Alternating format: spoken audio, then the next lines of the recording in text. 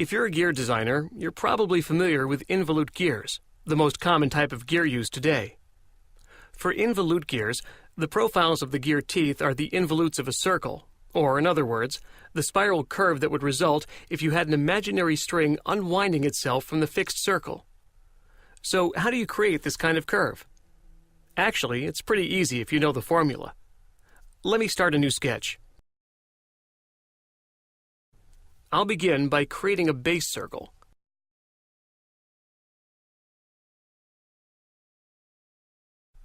Let's make the circle have a 4-inch diameter.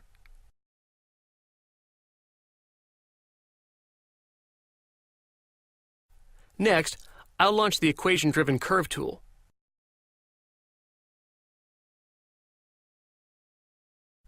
Now, an involute curve is a differential curve, so for different shapes can get messy.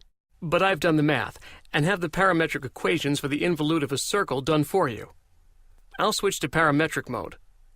For the x term, I'll enter the radius, 2 times the quantity cosine of t plus t times the sine of t, and I'll close the parentheses.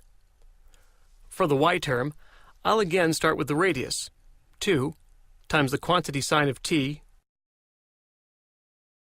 minus t times cosine t,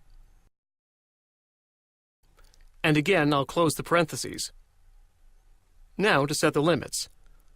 I'll have it go from 0 to 4 pi. When I click the green check, you can see the completed curve. You can edit the curve by double-clicking on it. If you need to move the curve around the circle, just subtract the value you need inside both the sine and cosine terms for both the x and y equations. For instance, I can subtract pi from each of the trig terms to flip the curve to the other side of the circle.